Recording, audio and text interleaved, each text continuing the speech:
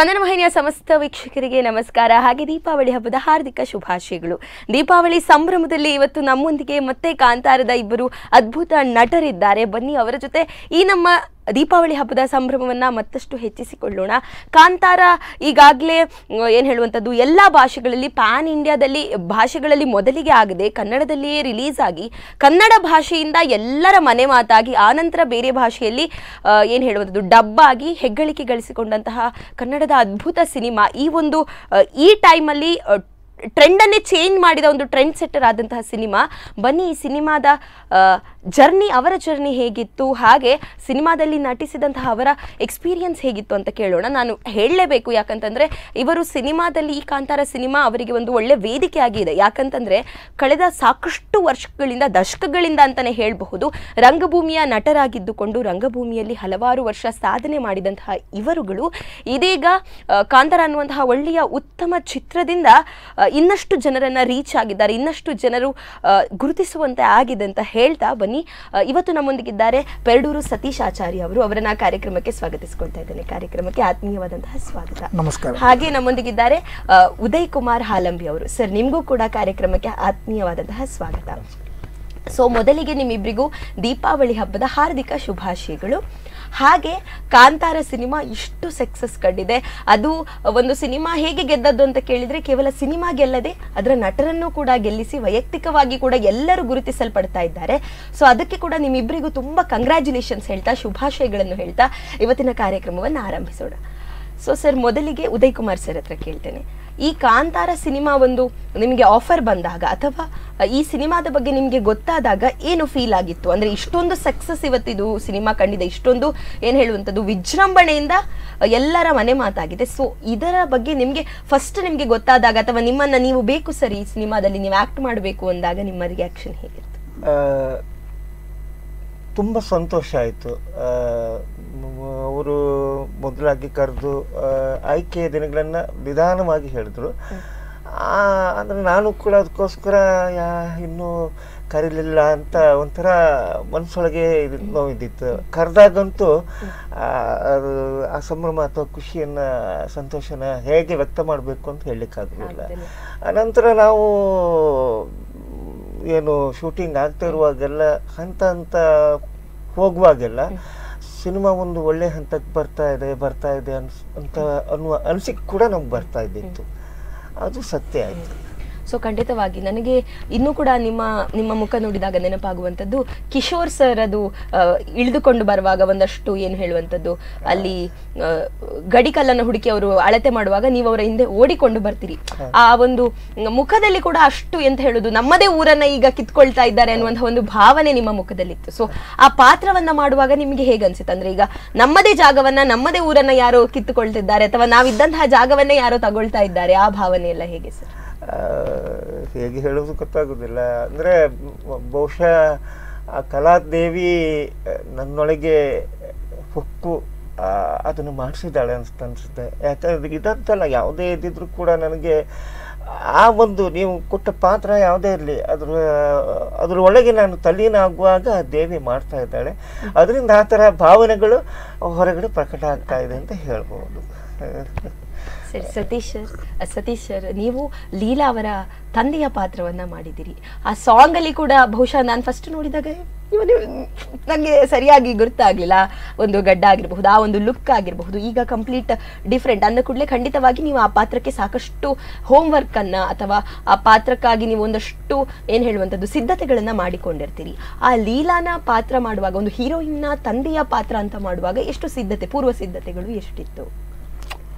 ಅದಕ್ಕಿಂತ ಮೊದಲು ನನಗೆ ನೆನಪಾಡುವಂಥದ್ದು ರಘುಪಾಂಡೇಶ್ವರ ಕಾಲ್ ಮಾಡಿ ಹೇಳಿದರು, 4 ಫೋಟೋ ಕಳಿಸಿ ಅಂತ ಹೇಳಿ ಕಳಿಸಿದ್ದೆ. ನಾನು ಒಂದು 5 ನಿಮಿಷದಲ್ಲಿ ಪುನಃ ಕಾಲ್ ಬಂತು, ಬೇರೆ ಬೇರೆ ಆ್ಯಂಗ್ಲಿದ್ದು ಫೋಟೋ ಕಳಿಸಿ ಅಂತ. ಕಡೆಗೆ ನನ್ನ ಫ್ರೆಂಡ್ ಪ್ರಸನ್ನ ಸ್ಟುಡಿಯೋ ಅವರು ಇದ್ದರು, ಅವ್ರು ಕೂಡಲೇ ಕ್ಷಿಪ್ರಗತಿಯಲ್ಲಿ ಫೋಟೋ ತೆಗೆದು ಅವರೇ ಸೆಂಡ್ ಮಾಡಿ ಕಳಿಸಿದರು.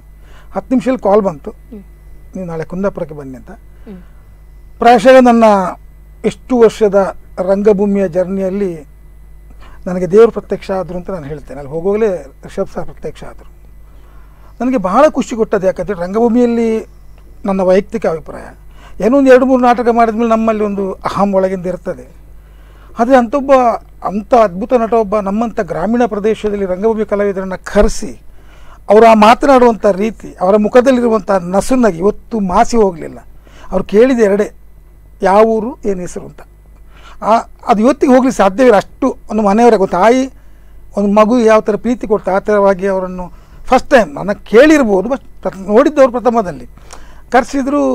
ಅಷ್ಟೇ ಕೇಳಿದರು, ಟೀ ಕುಡಿದ್ರು ಹೇಳಿದರು. ಟೀ ಕುಡಿತು 10 ನಿಮಿಷದಲ್ಲಿ ಗುರು ಸನಿಲ್ ಅಂತ ಬಂದರು, ಮೇಲೆ ಬನ್ನಿ ಅಂತ ಹೇಳಿದರು. ಕತೆ ಹೇಳಿದರು, ಕತೆ ಗುಂಟು ಕೇಳಿದರು. ನನಗೆ ಸುಮಾರು ನನ್ನ ಪ್ರಾಯ 12-13 ವರ್ಷಕ್ಕೆ ನಾನು ಹೋದೆ ಆ ಕತೆ ಕೇಳಿದಾಗಲೇ.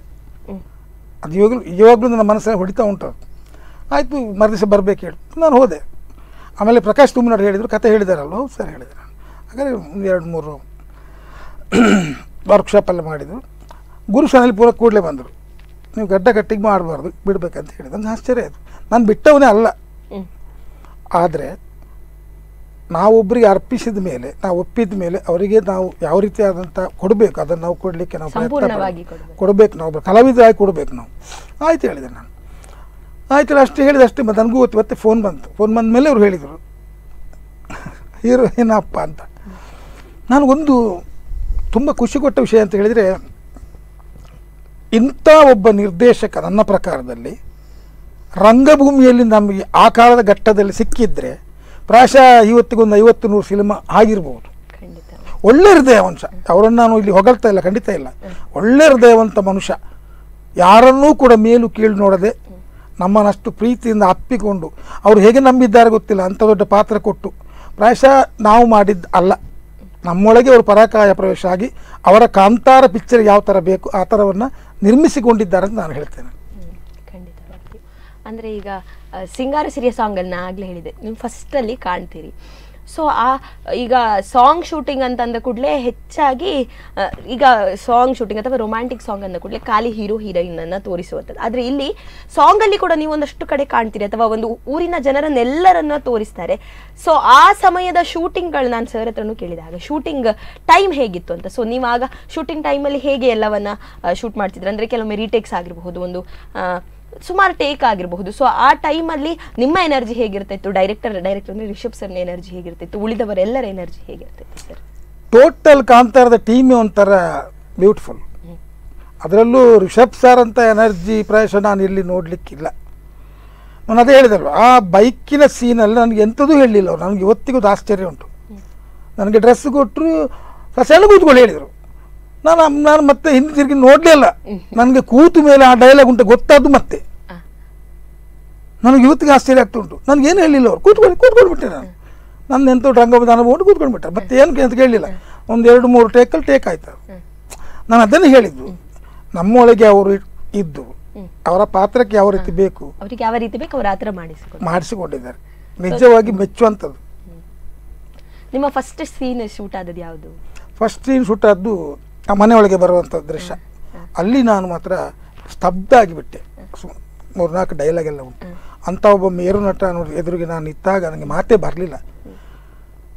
ಅಷ್ಟು ಜನರ ಮಧ್ಯದಲ್ಲಿ ಅವ್ರು ಹೇಳಿದಂಥ ಒಂದು ಮಾತು, ಯಾವ ನಿರ್ದೇಶಕ ಇರಲಿ, ನಾನು ರಂಗಭೂಮಿಯ ಆ್ಯಕ್ಟರ್ ಇರಲಿ, ಅಥವಾ ನಾನು ನಿರ್ದೇಶನ ಮಾಡಿದ್ದೇನೆ, ಅವ್ರು ಹೇಳಿದ ಮಾತು ಪ್ರಾಯಶಃ ಅದು ಮರಲಿಕ್ಕೆ ಸಾಧ್ಯವಿಲ್ಲ. ಅವ್ರಿಗೆ ಗೊತ್ತಾಯ್ತು ನಾನು ಸ್ವಲ್ಪ ಕಕ್ಕೆ ಬುಕ್ಕೆ ಆದಂತ ಗೊತ್ತಾಯ್ತು ಅವ್ರಿಗೆ. ಎಂತ ಜನ ನಿಮ್ಮಿಂದ ಒಂದು 5-6 ಶಾರ್ಟ್ ಜಾಸ್ತಿ ಆಗ್ತಾ ಉಂಟು, ತೊಂದರೆ ಆಗ್ತಾ ಉಂಟು ಅಲ್ವಾ, ಹಾಗೆ ಎನಿಸ್ತಿದ್ರಲ್ವಾ, ಬಿಡಿ ರಚನ ಟೀ ಕುಡಿತೀರಾ, ಬಿಡಾಕ್ತೀರಾ, ಹುಡಿ ಆರಿಸಿ ಅಲ್ವಾ, ಯಾರು ಹೇಳ್ತಾನೆ ಅಂತ ಒಬ್ಬ ಅಲ್ಲಿರುವಂಥ ಜಾಗದವ್ರು. ನಾವು ಗ್ರಾಮೀಣ ಪ್ರದೇಶದಲ್ಲಿ ಬಂದಂಥ ರಂಗಭೂಮಿ ಕಲಾವಿದರನ್ನು ಅವ್ರು ಆ ಥರ ಅಪ್ಪಿಕೊಂಡು ಪ್ರೀತಿಕೊಂಡು ಪಾತ್ರ ಮಾಡಿಸ್ತಾರಂತಾದರೆ ಅದು ನಮ್ಮ ಭಾಗ್ಯ. ಅದು ಅಥವಾ ಯಾರೋ ಯಾವ ಕಾಲದ ಪುಣ್ಯ ನಮ್ಮೊಟ್ಟಿಗೆ ಉಂಟು ಅಂತ ನಾನು ಭಾವಿಸ್ತೇನೆ. ನಾನು ನಿಜವಾಗಿ ಅವ್ರಿಗೆ ನಾನು ಹ್ಯಾಂಡ್ಸಪ್ ಮತ್ತು ನಮಸ್ಕಾರ ರಿಷಬ್ ಸರ್ಗೆ. ಖುಷಿ ಆಯ್ತು. ಬಹುಶಃ ಎಲ್ಲ ಆಕ್ಟರ್ಗಳು ರಿಷಬ್ ಸರ್ನ ಡೈರೆಕ್ಟರ್ ಆಗಿ ಜೊತೆಗೆ ಆಕ್ಟರ್ ಆಗಿ ಬಹಳ ಪ್ರೀತಿಸ್ತಾ ಇದ್ದಾರೆ. ಯಾಕಂತಂದ್ರೆ ಅವರಷ್ಟು ಪ್ರೀತಿ ಕೊಟ್ಟಿದ್ದಾರೆ. ಖಂಡಿತವಾಗಿ.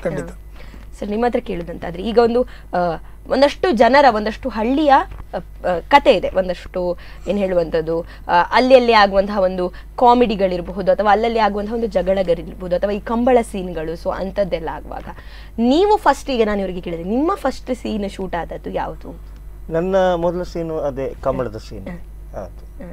ಸೊ ಅಲ್ಲಿ ಹೇಗೆ ಅಂದ್ರೆ ನೀವು ನಾ ಆ ಕಂಬಳ ಸೀನ್ ಬಗ್ಗೆ ಸಹ ತುಂಬಾ ಕೇಳ್ಪಟ್ಟಿದ್ದೇನೆ, ಅಂದ್ರೆ ಕಲ್ತು ರಿಷಬ್ ಸರ್ ಅವರು ಕಲ್ತು ಅದ್ರ ಬಗ್ಗೆ ಮಾಡಿದ್ದಾರೆ ಅಂತ. ಅದೇ ಹೇಳಿದಾಗೆ ಅವರು ಒಂದು ತಿಂಗಳು ಏನು ಅದಕ್ಕೋಸ್ಕರ ಕೋಣ ಓಡಿಸೋದಕ್ಕೋಸ್ಕರ ಅದಕ್ಕೆ ಏನು ತಯಾರಿ ಮಾಡಿ ನಂತರ ಅವರು ಓಡಿಸಿದ್ರು. ಕೋಣ ಓಡಿಸಿದ್ರು ಹೇಗೆ ಅಂದ್ರೆ ರಿಷಬ್ ಸರ್ ಸುಸ್ತಾಗ್ಲಿಲ್ಲ, ಕೋಣ ಸುಸ್ತಾಯ್ತು ಅಷ್ಟೇ. ಮತ್ತೆ ಒಂದು ಕಂಬಳ ಅಂದ್ರೆ ಬರೀ ಬಾಯಲ್ಲಿ ಒಟ್ಟು ಹೇಳಿದಾಗೆ 100 ಜನ ಇದ್ದ ಕಂಬಳ ಅಲ್ಲ. ಕಂಬಳಕ್ಕೆ ಎಷ್ಟು ಜನ ಇರ್ತಿದ್ರು ಅಷ್ಟು ಒಂದು 400-600 ಜನ. ಮತ್ತೆ ಸ್ಟಾಲ್ಗಳು ಯಾವ್ದು ಬೇಕು ನಿಮ್ಗೆ, ಸ್ವೀಟ್ಗಳು ಬೇಕಾ, ಇದು ಬೇಕಾ, ಸ್ಯಾರಿ ಬೇಕಾ, ಯಾವ್ದು ಎಲ್ಲ ಕೂಡ ಒಂದು ಕಂಬಳದ ಏನು ಇದಿರ್ತದೆ ಅದೆಲ್ಲವೂ ಅಲ್ಲಿ ನಮ್ ಕಣ್ಣದಲ್ಲಿ ತೋರ್ತಾ ಇತ್ತು. ವ್ಯಾಪಾರ ಎಲ್ಲ ಮಾಡೋದು ಎಲ್ಲ ಅದೇ ತರ ಕಂಬಳದ ಹಾಗೆ. ಅದು ಕೂಡ ಕಂಬಳವೂ ಆಗಿತ್ತು. ಇಲ್ಲಿ ರಿಷಬ್ ಸರ್ ಕೂಡ ಅಷ್ಟೇ ಎನರ್ಜಿ ಹಾಕಿ ಆ ಕಂಬಳವನ್ನ ನೆರವೇರಿಸಿಕೊಟ್ರು ಅಂತ ಹೇಳ್ಬೋದು ಅಷ್ಟೇ. ಸೊ ಈಗ ನೀವು ಬಹುಶಃ ಹಿರಿಯರು ಅಲ್ಲಿದ್ದಂತಹ ನಟರಿಗೆ ಕಂಪ್ಯಾರಿಟಿವ್ಲಿ ಹಿರಿಯರು ಅಥವಾ ಒಂದಷ್ಟು ಜಾಸ್ತಿ ಎಕ್ಸ್ಪೀರಿಯನ್ಸ್ ಅನ್ನ ಹೊಂದಿದ್ದವರು. ನಿಮಗೆ ಈಗ ಯಾವತ್ತಾದ್ರೂ ಈಗ ಅದು ನಾರ್ಮಲ್ ಇದ್ದಿರ್ತದೆ, ಈಗ ಇವರೇ ಅಥವಾ ಯಾವುದೋ ಒಂದು ಆಕ್ಟರಿಗೆ ನೀವು ಏನಾದ್ರೂ ಒಂದು ಹೀಗಲ್ಲ ಹೀಗೆ ಮಾಡಬಹುದು ನೀನು, ಅಥವಾ ನಾವು ಹೀಗೆ ಮಾಡಿದ್ರೆ ಚೆನ್ನಾಗಾಗ್ತದೆ ಅಂತ ಮಾತುಕತೆ ಆದದ್ದು ಎಂತಾದ್ರೂ ಇದೆಯಾ? ಆ ಥರ ಸೀನಲ್ಲಿ ನೀವು ಯಾರ ಹತ್ರ ಆದ್ರೂ ಯಾವ ಆಕ್ಟರ್ಸ್ಗಳಿಗಾದ್ರೂ ಒಂದು ಸಜೆಷನ್ಸ್ ಕೊಟ್ಟಂತದ್ದು?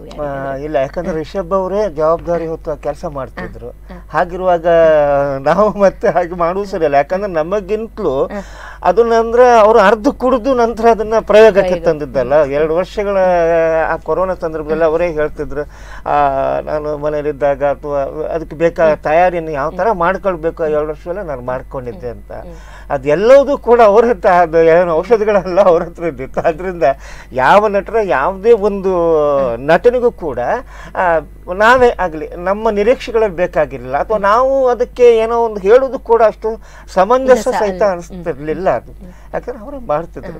ಸೊ ಅವ್ರ ಜೊತೆಲಿ ಇರೋದೇ ಒಂದು ಸಂತೋಷ. ಯಾಕೆ ಹೇಳಿದ್ರೆ ರಿಷಬ್ರ 2ನೇ ಸಿನಿಮಾ ಇದು, ನಿರ್ದೇಶನ ನಾಯಕ ಇದ್ರಲ್ಲಾದ್ರೆ ರಿಕಿ ಅವರದ್ದು ಮೊದಲ ಸಿನಿಮಾ. ನಾನು ಏನು ಅಲ್ಲಿ ಆಯ್ಕೆಯಾದ ವ್ಯಕ್ತಿ ಆಗಿರ್ಲಿಲ್ಲ ಆ ದಿನಗಳಲ್ಲಿ, 2015 ಅಂತ ಕಾಣಿಸುತ್ತೆ. ಆಗ ರಘು ಪಾಂಡೇಶ್ವರ್ ಅವರೇ ಫೋನ್ ಮಾಡಿ ನೀವು ಹೋಗಬೇಕು ಅಂದ್ರೆ ನಾನೊಂದ್ಸರಿ ಅಸಡ್ಡೆ ಮಾಡಿದೆ, ಇಲ್ಲ ಹೋಗ್ಲೇಬೇಕಂತ ಹೋಗಿ ಒಂದು ಪಾತ್ರ ಕೊಟ್ಟರು, ನಾನು ನಿರ್ವಹಣೆ ಮಾಡಿದೆ. ಅದ ನಂತರ ಅವರ ಬಾಂಧವ್ಯ ಅಂದ್ರೆ ಅದು ಬರೇ ಸ್ನೇಹ ಅಂತಲ್ಲ, ಒಂದು ಹಿರಿಯ ಕಿರಣ. ನಾನಂದ್ರೆ ಮಕ್ಕಳ ಹಾಗೆ ಎಷ್ಟಷ್ಟು ಒಂದು ಇದಿದೆ ಇವತ್ತು ಕೂಡ. ಅದ ನಂತರ ಅವರಿಂದ ಅಂದ್ರೆ ಪೂರ್ವದಲ್ಲಿ ರಘು ಪಾಂಡೇಶ್ವರಿಂದ ಸಿನಿಮಾ ಪರದೆ ಮೇಲೆ ನಾನು ಬಂದೆ. ರಿಷಬ್ ಅವರು ನನ್ನನ್ನು ಹೊರಗೆ ತಂದಿದ್ರು. ಆ ದಿನಗಳಿಂದ ನಾವು ಆ ತರ ಇದ್ದೆವು. ಈಗಂತೂ ಬಿಡಿ, ಅದನ್ನ ಯಾವ ತರ ವರ್ಣನೆ ಮಾಡ್ಬೇಕು ನನಗೆ ಹೇಳಲಿಕ್ಕೆ ಬರೋದು ಕಷ್ಟ ಆಗ್ತದೆ. ಈಗ ಒಂದು ಪಿಕ್ಚರ್ ಅಂತಂದ ಕೂಡಲೇ ಮನೆಯವರು ನೋಡಿದ್ರೆ ಇದು ನಮ್ಮದು ಅಪ್ಪ, ಇದು ನನ್ನದು ಅಜ್ಜ ಅಂದ್ ಆ ತರ ಫೀಲ್ ಇರ್ತದೆ. ಆ ತರ ನಿಮ್ಗೆ ಮನೆಯವರೊಟ್ಟಿಗೆ ನೋಡುವಾಗ ಎಷ್ಟು ಖುಷಿ ಆಯ್ತು? ಅದೇ ನನ್ನ ಮೊಮ್ಮಗ ಇದ್ದ, ಮಕ್ಕಳ ಮಗ, ಇವರಿಗೂ ಗೊತ್ತಿದೆ. ಅವ್ರು ಹೇಳಿದ್ರು, ಅವನು ನನಗಿಂತ ಮೊದಲು ಅವನು ಬೆಂಗಳೂರಲ್ಲಿ ಅದೇ ಸಿನಿಮಾ ಅವನ ತಾಯಿ ತಂದೆ ಜೊತೆ ಹೋಗಿ ನೋಡಿದ್ದ. ಅಲ್ಲಿ ಎಲ್ಲರ ಹತ್ರ ಕೂಗಿ ಹೇಳ್ತಿದ್ರಂತ ಅಜ್ಜವನ್ನ ಅಂತ ಹೇಳಿಬಿಟ್ಲು. ಇಲ್ಲಂತೂ ಬಿಡಿ, ದೊಡ್ಡ ಮಗಳು ಸಣ್ಣ ಮಗಳ ಜೊತೆ ಅವರೆಲ್ಲ ಹೇಳ್ತಾ ಇದ್ದಿದ್ರು. ಖುಷಿ ಆಗುತ್ತೆ, ತುಂಬಾ ಖುಷಿ ಆಗುತ್ತೆ. ಸರ್, ನಿಮ್ಮ ಹತ್ರ ಕೇಳೋದು ಅಂತಾದ್ರೆ, ನಿಮ್ಮ ಇಷ್ಟು ವರ್ಷದ ಜರ್ನಿಗಳಲ್ಲಿ, ನಾಟಕದ ಜರ್ನಿ, ರಂಗಭೂಮಿಯ ಒಂದು ನೆನಪುಗಳು, ಅಲ್ಲಿ ಮಾಡಿದಂತಹ ಪಾತ್ರಗಳಲ್ಲಿ ಯಾವತ್ತಾದ್ರೂ ಇಂತಹ ಪಾತ್ರ ಅಂದ್ರೆ ಒಂದು ಸ್ವಲ್ಪ ಕಾಮ್ ಪಾತ್ರ, ಅಂದ್ರೆ ತುಂಬಾ ಸಿಟ್ಟಿನ ಪಾತ್ರ ಅಲ್ಲ ಅಥವಾ ತುಂಬಾ ಬೇಸರದ ಪಾತ್ರ, ಕಾಮ್ ಆಗಿ ನಾರ್ಮಲ್ ಆಗಿ ಒಂದು ಮನೆಯಲ್ಲಿ ತಂದೆ ಆದವರು ಹೇಗಿರ್ತಾರೆ ಹಾಗೆ, ಅಂದ್ರೆ ನಮ್ಮದೇ ಮನೆಯಲ್ಲಿರುವಂತಹ ತಂದೆ ಅಥವಾ ಪಕ್ಕದ ಮನೆಯಲ್ಲಿರುವಂತಹ ಕ್ಯಾರೆಕ್ಟರ್ ಅಂತವೇ ಫೀಲ್ ಆಗ್ತದೆ. ಸೊ ಇಂತಹ ಕ್ಯಾರೆಕ್ಟರ್ ಯಾವತ್ತಾದ್ರೂ ಮಾಡಿದ್ದಿದೆಯಾ? ಪಾತ್ರ ಮಾಡಿದ್ದೇನೆ. ಪಾತ್ರ ರಂಗಭೂಮಿಯಲ್ಲಿ ನನ್ನ ಪ್ರಕಾರ ಯಾವುದು ಬಾಕಿ ಇಲ್ಲ. ಆದರೆ ಇಂಥ ಸಾಫ್ಟ್ ಆಗಿ ಅದರಲ್ಲೂ ಸ್ವಲ್ಪ ಕಾಮಿಡಿ ಮಿಕ್ಸ್ ಆಗಿ ಸಿಕ್ಕಿದ್ದು ಪ್ರಥಮದಲ್ಲಿ ನನಗೆ ಈ ಫಿಲ್ಮಲ್ಲಿ ಸಿಕ್ಕಿದ್ದು. ರಂಗಭೂಮಿಯಲ್ಲಿ ಎಲ್ಲ ಪಾತ್ರವನ್ನು ನಾನು ನಿರ್ವಹಿಸಿದ್ದೇನೆ. ಒಂದು ವರ್ಷದಲ್ಲಿ ಅನಿವಾರ್ಯಕ್ಕೆ ಒಂದು ಲೇಡೀಸ್ ಸಮೇತ ಮಾಡಿದ್ದೇನೆ ನಾನು. ಒಂದು ಯಜಮಾನ್ ಹೆಂಡತಿ ಪಾಠವನ್ನು ಮಾಡಿ ಆಮೇಲೆ ಬಿಟ್ಟೆ. ನಮ್ಮ ಮುಖಕ್ಕೆಲ್ಲ ಹುಡುಗಿ ಪಾಠ ಮಾಡಿದರೆ ಕಡೆ ಕಲ್ಲು ಹೊಡಿಲಿಕ್ಕಿದ್ದಾರೆ, ಹಾಗೆ ಮಾಡಿದರೆ ಅನಿವಾರ್ಯವಾಗಿ. ಆದರೆ ಈ ರಂಗಭೂಮಿ ನಮ್ಮ ಜೀವನಕ್ಕೆ ಒಂದು ಪಾಯ ಅಂತ ನಾನು ಹೇಳ್ತೇನೆ. ರಂಗಭೂಮಿ ತಾಳ್ಮೆ ಬೇಕು. ಯಾವುದೇ ಒಂದು ರಂಗಭೂಮಿ ಕಲಾವಿದಿರಬೇಕು, ಕಲಾವಿದಿರಬೇಕು. ತಾಳ್ಮೆ ಇಲ್ಲದ್ರೆ ಸಾಧ್ಯವೇ ಇಲ್ಲ. ದೇವರು ಒಂದಲ್ಲ ಒಂದು ದಿವಸ ಖಂಡಿತ ಫಲ ಕೊಡ್ತಾನೆ. ಅದು ಅವನಿಗೆ ಇವನಿಗಂತ ಅಲ್ಲ, ನಮಗೆ ತುಂಬಾ ತಾಳುವಿಕೆಗಿಂತ ತಾಪವು ಬೇರೊಂದಿಲ್ಲ. ನಮ್ಗೆ ತಾಳ್ಮೆ ಬೇಕೆ. ನಮ್ಮ ಶ್ರಮವನ್ನು ಹಾಕ್ತಾ ನಾವು ಕೆಲಸ ಮಾಡ್ತೇವೆ. ಖಂಡಿತ ಖಂಡಿತ ಖಂಡಿತ. ಪಾತ್ರದ ಬಗ್ಗೆ ನನಗೆ ತುಂಬ ಖುಷಿ ಉಂಟು. ಅದರ ಬಗ್ಗೆ ಅದು ನನಗೆ ಅಂದ್ರೆ ಸಿಕ್ಕಿದ್ದು ನಿಮಗೀಗ ಫಸ್ಟಿಗೆ ಈಗ ಅದೇ ನೀವು ಹೀರೋಯಿನ್ ತಂದೆ ಅಂತ ಹೇಳಿದ್ರೆ, ನಿಮಗೆ ಅಲ್ಲಿ ಹೋಗಿ ಈಗ ಹೀರೋಯಿನ್ ಒಟ್ಟಿಗೆ ಅಂದ್ರೆ ಸಪ್ತಮಿ ಗೌಡ ಅವರದ್ದು 2ನೇ ಪಿಕ್ಚರ್ ಇದು, 2ನೇ ಮೂವಿ. ಸೊ ಅವರ ಜೊತೆ ಎಲ್ಲ ಒಡನಾಟ ಹೇಗಿತ್ತು? ಅವರು ನಿಮ್ಮನ್ನ ಹೇಗೆ ಟ್ರೀಟ್ ಮಾಡಿದ್ರು? ನಾನು ಆಗಲೇ ಹೇಳಿದಲ್ವಾ, ಕಾಂತಾರ ಎಂಬ ಟೈಟಲಿಗೆ ನಮ್ಮನ್ನು ಕರ್ಕೊಂಡು ಹೋಗಿ ಕಾಂತಾರದ ಲೊಕೇಶನ್ಗೆ, ಕಾಂತಾರದಲ್ಲಿ ಬರುವಂಥ ಪಾತ್ರಕ್ಕೆ, ಕಾಂತಾರದಲ್ಲಿ ಬರುವ ಪಾತ್ರದ ಡೈಲಾಗಿಗೆ ಒಂದಕ್ಕೊಂದು ಹೊಂದಾಣಿಕೆ ಇರೋದ್ರೆ ಮಲ್ಲಿಗೆ ಹೇಗೆ ಪೋಣಿಸ್ತದೆ ಆ ಥರ ದೃಶ್ಯ, ಆ ಥರ ಲೊಕೇಶನ್ ಅಲ್ಲಿತ್ತು. ಅಲ್ಲಿ ಬಂದಂಥ ಎಲ್ಲ ಕಲಾವಿದರು, ನಾನು ಆಗಲೇ ಹೇಳಿದೆ ನಿಮಗೆ, ನಾನು ಯಾರಿಗೂ ಅವರು ಬೇರೆ ಇವರು ಬೇರೆ, ಅವರು ದೊಡ್ಡವರು ಇವರು ಇಲ್ಲ. ಅಲ್ಲಿ ನಾವು ಸಟ್ಟಿನಲ್ಲಿ ತಂದೆ ಮಕ್ಕಳಾಗಿ ಇದ್ದವು. ರಿಷಬ್ ಹೇಳ್ತಾ ಇದ್ರು, ಅಯ್ಯೋ ನಿಮ್ಮ ಹಣೆ ಬಾರೆ, ಒಂದು ಅಪ್ಪ ಒಂದು ಮಕ್ಕಳು, 5 ಮಕ್ಕಳು ನನಗೆ, 5 ಹೆಣ್ಣೆ. ಪ್ರಥಮದವಳು ಶೀಲ, ಗೊತ್ತಾಯ್ತಲ್ಲ, ಹೊರಗೆ ಬಂದವರು, ಹಲ್ಲು ಹೊರಗೆ ಬಂದವರು. 2ನೇ ಅವಳು ಹೀರೋಯಿನ್. ಮತ್ತೆ 3 ಮಕ್ಕಳಿದ್ದಾರೆ. ಹೌದು, 5 ಹೆಣ್ಮಕ್ಳೇ. ಒಂದು ಗಂಡ ಆಗಬೇಕಂತ ಆಸೆ ಇತ್ತು, ಆಗಲಿಲ್ಲ. 5 ಹೆಣ್ಣು ಕೊಟ್ಟರು, ತೊಂದರೆ ಇಲ್ಲ. ತುಂಬ ಖುಷಿ ಉಂಟು. ಎಲ್ಲರೂ ಕೂಡ ಆ ಪಾತ್ರವನ್ನು ನಾವು ಮಾಡಿದ್ದೆ ಅಂತ ಹೇಳೋದಕ್ಕಿಂತ ಆ ಲೊಕೇಶನ್ ನಾವು ಪಾತ್ರ ಆಗಿಬಿಟ್ಟು ಆಗಿದೆ, ಅಲ್ಲಿ ಆಗಿದೆ. ನಾವು ತಂದೆ ಮಕ್ಕಳಾಗಿ ಅವ್ರು ನಮ್ಮ ಒಟ್ಟಿಗೆ ಇರೋದು, ಶೂಟಿಂಗ್ ಇಲ್ದಿದ್ರು ಅವರು ಕುಂದಾಪುರ 3 ಮಕ್ಕಳನ್ನು ಮರಿಲಿಕ್ಕಿಲ್ಲ. ಅಪ್ಪ ಎಲ್ಲಿದೆ, ಬನ್ನಿ ಬನ್ನಿ ಮತ್ತೆ ನೀವು ತಿಳಿಸ್ಕೊಡೋದಿಲ್ಲ ಅಂತ ನೀವು ಸುಮ್ಮನೆ ಹಾಕಿ ಚಾಕ್ಲೇಟ್ ತಗೊಂಬನ್ನಿ ಅಪ್ಪ. ಇವು 2 ತಿಂಗಳ ಮೇಲೆ ಅದು ಕೇಳಿ ಕೇಳಿ ಕಡೆಗೆ ಮನೆಗೆ ಹೋದ್ರೆ ಈಗ ಮಕ್ಕಳದ ಮಾತು ನೆನಪಾಗ್ತಾ ಉಂಟು.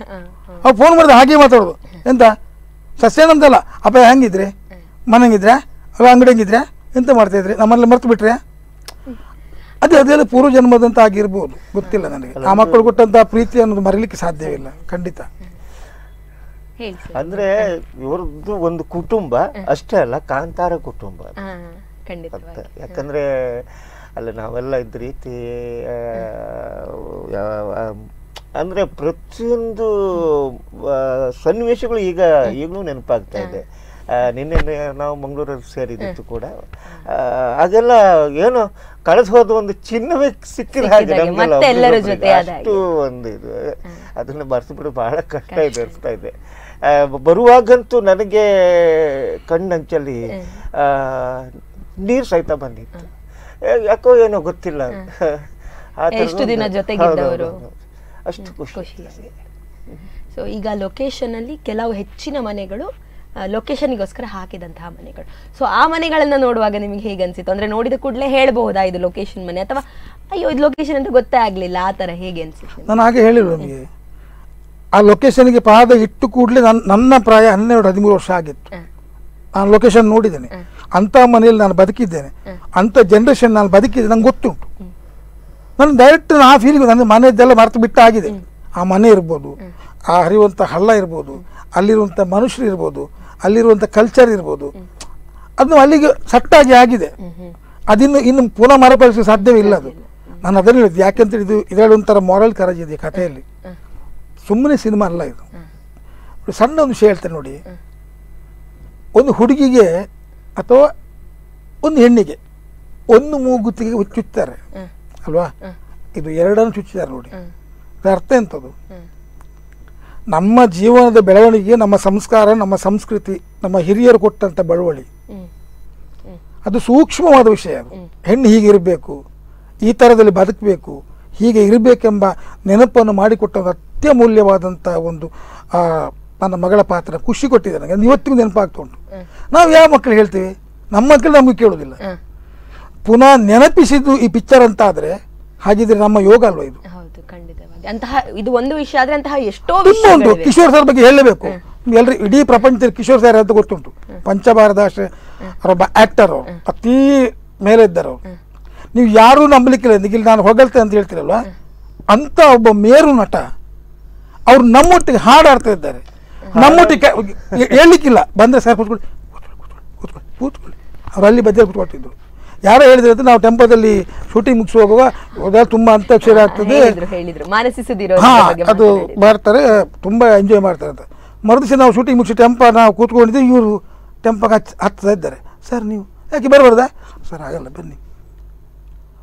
ಎಂಥ ಸಿಂಪಲ್, ನಮಗೆ ಅದು ಎಣಿಸಲಿಕ್ಕೆ ಸಾಧ್ಯವೇ ಇಲ್ಲ. ಅವರು ಯಾರೊಬ್ರು ಟಿ ವಿಯವ್ರು ಕೇಳಿದರು, ನೀವು ಇಷ್ಟು ಸಿಂಪಲ್ ಆಗಿ ಹೇಗಿರ್ತೀರಿ ಅಂತ. ಒಳ್ಳೆ ಮಾತು ಹೇಳಿದ್ರು ಅವರು. ಸಿಂಪಲ್ ಅಲ್ಲ, ನನ್ನ ಸಹಜ. ನೋಡಿ ಎಂತ ಮಾತು ನೋಡಿ, 3 ಅಕ್ಷರ ಸಹಜ ಆಗಿ. ಸರಿ ಅಲ್ವ ಅದು? ನಾವು ಬಣ್ಣ ಹಾಕಿ ವೇಷ ಆಗಿರೋದಕ್ಕಿಂತ ನಾವು ಒರಿಜಿನಲ್ ಆಗಿರೋದು ಯಾವತ್ತೂ ಒಳ್ಳೆ. ಅಲ್ವಾ? ಅದು ಬಿಸಿಲಿಗೂ ಒಂದೇ, ಮಳೆಗೂ ಒಂದೇ. ನಾವು ಒಂದೇ ಥರ ಇರಲಿಕ್ಕೆ ಆಗ್ತದೆ. ನಿಜವಾಗಿ ನಾವು ಮೇಲೆ ಹೋಗುವವರು ನಿಜವಾಗಿ ಕಿಶೋರ್ ಸರ್ ಆ ಗುಣವನ್ನು ನಾವು ನೋಡ್ಕೊಂಡು ಮುಂದೆ ಹೋಗಬೇಕು. ಮೆಚ್ಚುವಂತ ಅಚ್ಚು ಸಾರ್ ಇರ್ಬೋದು, ಅಂಥ ಮೇರು ನಟ ಪ್ರಮೋದ್ ಸಾರ್ ಇರ್ಬೋದು, ಎಲ್ಲಿಯೂ ಒಂಚೂರು ಗರ್ವ ಇಲ್ಲ. ನಮ್ಮನ್ನು ತಪ್ಪಿಕೊಂಡು ಮಾಡಿ ಹೀಗೆ ಮಾಡಿ ಎದುರು ಶಾಟ್ಲಿ ಇರುವಾಗಲೂ ಸಮೇತ ಅಷ್ಟು ದೊಡ್ಡ ಕಲಾವಿದ ನಮಗೆ ಸಪೋರ್ಟ್ ಮಾಡ್ತಾ ಇದ್ರು. ಖಂಡಿತವಾಗಿ ಒಂದು ಕೇವಲ ನಟರಾಗಿ ಅಲ್ಲದೆ ಒಂದು ಏನ್ ಹೇಳುವಂಥದ್ದು ಒಬ್ಬ ಮಾನವೀಯತೆ ಹೊಂದಿರುವ ಮನುಷ್ಯರಾಗಿ ಖಂಡಿತವಾಗಿ ಖಂಡಿತ ಖಂಡಿತ ಖಂಡಿತ ಖಂಡಿತ ಖಂಡಿತ ಅವ್ರು ಆ ಮಟ್ಟಕ್ಕೆ ಬರಬೇಕಾದ್ರೆ ಅವ್ರು ಎಷ್ಟು ವರ್ಷಗಳ ಕಷ್ಟಪಟ್ಟು ಇರ್ಬೋದು. ಖಂಡಿತ ಸರ್, ಈಗ ಸೆಟ್ಟಲ್ಲಿ ಅಂತ್ಯಾಕ್ಷರಿ ಅಂತ ಹೇಳಿದ ಕೂಡಲೇ ನನಗೆ ನೆನಪಾಯ್ತು, ನೀವು 3 ಮೇರು ಗಾಯಕರ ರೀತಿಯಲ್ಲಿ ಹಾಡ್ತೀರಿ. ಅದೊಂದು ಹೇಳಬೇಕು ನಾನು, ಅದನ್ನು ನೀವು ಮತ್ತೆ ಮುಂದುವರಿಸಿ. 20ರಲ್ಲಿ ಎಲ್ಲರೂ ಹಾಡ್ತಾರೆ, ಕಂಠ ಒಳ್ಳೆದಿರ್ತದೆ. 70-80ರಲ್ಲೂ ಕಂಠ ಆ ಥರ 20ರಲ್ಲಿ ಉಂಟುಂಟಾದ್ರೆ ಅದು ಗಾಡ್ ಗಿಫ್ಟೇ, ಅದು ಭಗವಂತ ಕೊಟ್ಟಂತ. ಖಂಡಿತ ನಾನು ಒಟ್ಟಿಗಿದ್ದವು. ಇನ್ನೂ ಕೇಳ್ತೀರಾ, ನಾವು ಇವರಿಬ್ರು ಒಟ್ಟಿಗಿದ್ದ ರೂಮಲ್ಲಿ, ನನ್ನನ್ನು ಇವರು ಮಕ್ಕಳಾಗಿ ನೋಡ್ಕೊಂಡಿದ್ದಾರೆ. ಬೆಳಿಗ್ಗೆ ಎಪ್ಸಿದೆ ಇವರು, ಸಮಸ್ಯೆ ಇಲ್ಲ. ನಾನು ಬಿತ್ಕೊಟ್ರೆ ಮತ್ತೆ ನಮ್ಗೆ ಗೊತ್ತೇ ಇಲ್ಲ.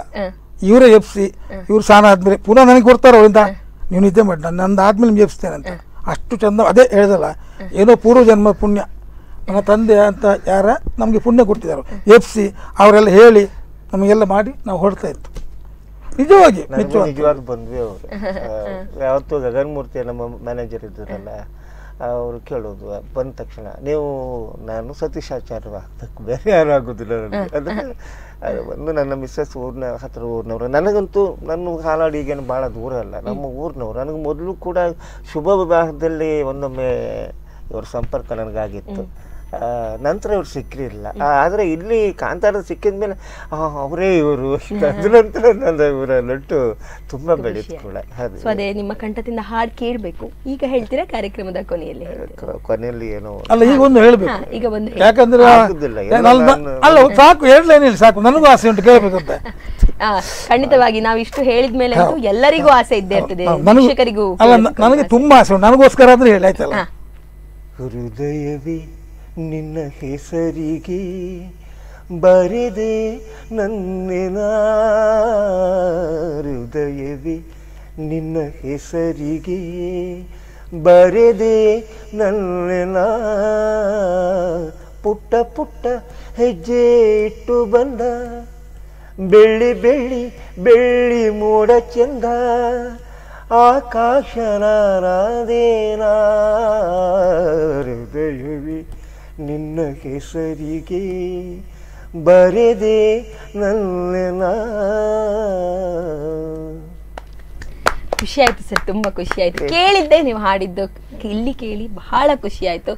ಅಂದ್ರೆ ಏನ್ ಹೇಳುವಂಥದ್ದು, ಸರ್ ಆಗ್ಲೇ ಹೇಳಿದ್ರು, ಮೊದಲಿಗೆ ಹೇಳಿದ್ರು 1-2-3 ನಾಟಕ ಮಾಡ್ತಾರೆ, ಮತ್ತೆ ಅವರ ತಲೆಯಲ್ಲಿ ನಾವು ದೊಡ್ಡ ಕಲಾವಿದರು ಅಂತ ಇದ್ದಿರ್ತದೆ. ಆದ್ರೆ ಇಷ್ಟು ನಿಮ್ಮಿಬ್ಬರಿಗೂ ಹೇಳ್ಬೇಕು, ಇಷ್ಟು ವರ್ಷಗಳ ಕಾಲ ನೀವಿಬ್ರು ನಾಟಕ ಸಿನಿಮಾ ಕಿರುತೆರೆಯಲ್ಲಿ ಇದ್ರಿ. ಆದ್ರೆ ನಿಮ್ಮಿಬ್ಬರ ಹತ್ರ ಮಾತನಾಡುವಾಗ್ಲೂ ಕೂಡ ನನಗೆ ಬಹಳಷ್ಟು ಖುಷಿ ಆಗ್ತದೆ. ಅಂದ್ರೆ ನೀವೇನು ಇನ್ನೊಬ್ಬರಿಗೆ ಹೇಳಿದ್ರಿ, ಅವರು ಡೌನ್ ಟು ಅರ್ತ್ ಇದ್ದಾರೆ, ಸಿಂಪಲ್ ಇದ್ದಾರೆ, ನೀವಿಬ್ರು ಕೂಡ ಖಂಡಿತವಾಗಿ ಹಾಗೆ ಇದ್ದೀರಿ, ಹೀಗೆ ಇರಿ. ನಮಗೂ ಅಂತೂ ಸ್ಪಂದನ ವಾಹಿನಿಯಲ್ಲಿ ನಿಮ್ಮಿಬ್ಬರನ್ನ ಕರೆಸಿ ತುಂಬಾ ಖುಷಿ ಆಗ್ತಾ ಇದೆ. ನಿಮ್ಮ ಜೊತೆ ಇನ್ನಷ್ಟು ಮಾತನಾಡ್ಲಿಕ್ಕಿದೆ, ಆದ್ರೆ ಅದಕ್ಕಿಂತ ಮುಂಚೆ ಒಂದು ಪುಟ್ಟ ವಿರಾಮ. ನೋಡಿದ್ರಲ್ಲ ವೀಕ್ಷಕರೇ, ಇವತ್ತು ನಮ್ಮೊಂದಿಗಿದ್ದಾರೆ ಸತೀಶ್ ಆಚಾರ್ಯ ಮತ್ತೆ ಉದಯ್ ಕುಮಾರ್ ಸರ್ ಅವರು. ಸೊ ಅವ್ರ ಜೊತೆ ಇನ್ನಷ್ಟು ಮಾತನಾಡ್ಲಿಕ್ಕಿದೆ. ಈ ದೀಪಾವಳಿ ಸಂಭ್ರಮವನ್ನ ಮತ್ತಷ್ಟು ಹೆಚ್ಚಿಸಿಕೊಳ್ಳೋಣ, ಆದ್ರೆ ಅದಕ್ಕಿಂತ ಮುಂಚೆ ಒಂದು ಪುಟ್ಟ ವಿರಾಮ.